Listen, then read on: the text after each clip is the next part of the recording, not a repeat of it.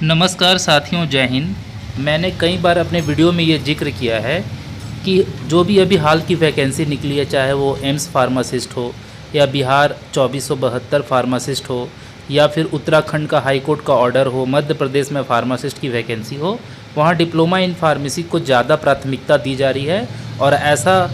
Job notification में लिखा जा रहा है कि जो डिप्लोमा इन फार्मेसी किए हुए हैं वही इस फॉर्म को भर सकते हैं। तो इसको लेकर के कुछ स्टूडेंट्स हैं और कुछ लोगों के कमेंट आते हैं मेरे वीडियो पर कि बैचलर इन फार्मेसी है वो भी 45 दिन की ट्रेनिंग करते हैं, और डिप्लोमा इन फार्मेसी जो 3 महीने की ट्रेनिंग करते हैं उससे कहीं ज़्यादा है। और बैचलर इन फार्मेसी का कोर्स जो है बहुत बड़ा कोर्स है, और डिप्लोमा वाले बैचलर के मुकाबले आधे ही पढ़ाई करते हैं। तो यहाँ पर मैं स्पष्ट कर देना चाहता हूँ कि जिस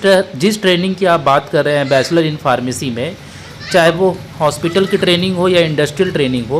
वो प्राइवेट हॉस्पिटल में होती है। और वहीं डिप्लोमा इन फार्मेसी की जो ट्रेनिंग होती है वो पीसीआई के नियम के अनुसार, अपेंडिक्स डी के अनुसार गवर्नमेंट हॉस्पिटल से ही कोई कर सकता है। कोई प्राइवेट में ये ट्रेनिंग नहीं कर सकता हॉस्पिटल से। और इसमें जो है, आप अगर ट्रेनिंग का जो फॉर्मेट है जिसमें सर्टिफिकेट बना के दिया जाता है अपेंडिक्स डी, उसमें आप देखेंगे तो इसमें देखिए कि जो सबसे लास्ट वाला पॉइंट है इसमें पेशेंट काउंसलिंग का जिक्र है, जो कि डिप्लोमा इन फार्मेसी के 3 महीने की ट्रेनिंग को एक अनोखा स्किल प्रदान करती है इसके जो भी स्टूडेंट्स हैं। इसी के चलते शायद आपको ये समझ में नहीं आ पा रहा होगा कि जो प्राइवेट हॉस्पिटल की ट्रेनिंग है वो थोड़ी अलग होती है, और ये जो गवर्नमेंट हॉस्पिटल की ट्रेनिंग है जो कि सिर्फ इंक्लूड किया गया है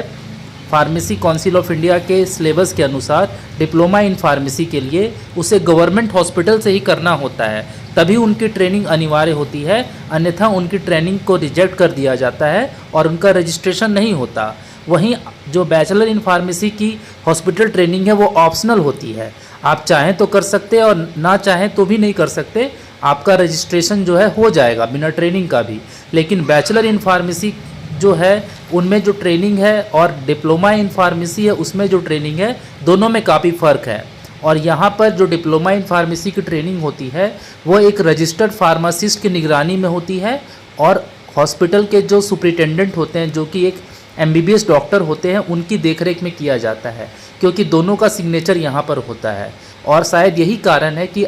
आए दिन जो भी हॉस्पिटल की वैकेंसी निकलती है उसमें डिप्लोमा इन फार्मेसी को प्राथमिकता दी जा रही है,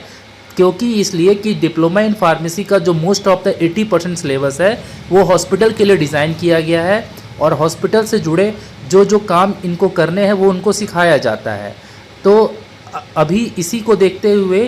फार्मेसी काउंसिल ऑफ इंडिया ने बैचलर इन फार्मेसी के जो कोर्स हैं उनको स्पेसिफिकेशन कर दिया है कि भाई जो हॉस्पिटल वाले हैं वो सिर्फ हॉस्पिटल वाले ही कोर्स पढ़ेंगे, और जो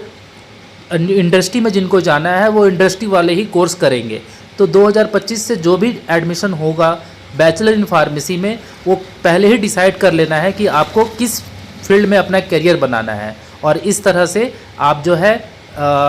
इस चीज़ों को अलग अलग रूप में देख सकते हैं। और ऐसा नहीं है कि 45 दिन की जो ट्रेनिंग होती है बैचलर इन फार्मेसी की वो गवर्नमेंट हॉस्पिटल में होती है, क्योंकि डिप्लोमा वालों को जो सर्टिफिकेट मिलता है उसमें गवर्नमेंट की सील और मोहर दोनों होती है, और ये गवर्नमेंट रजिस्टर्ड प्रैक्टिशनर जो फार्मासिस्ट है उसके अंतर्गत ये ट्रेनिंग करते हैं। इसीलिए डिप्लोमा इन फार्मेसी का जो कोर्स है वो अनोखा कोर्स हो जाता है, जिसके चलते इसको जगह जगह पे प्राथमिकता मिलती है।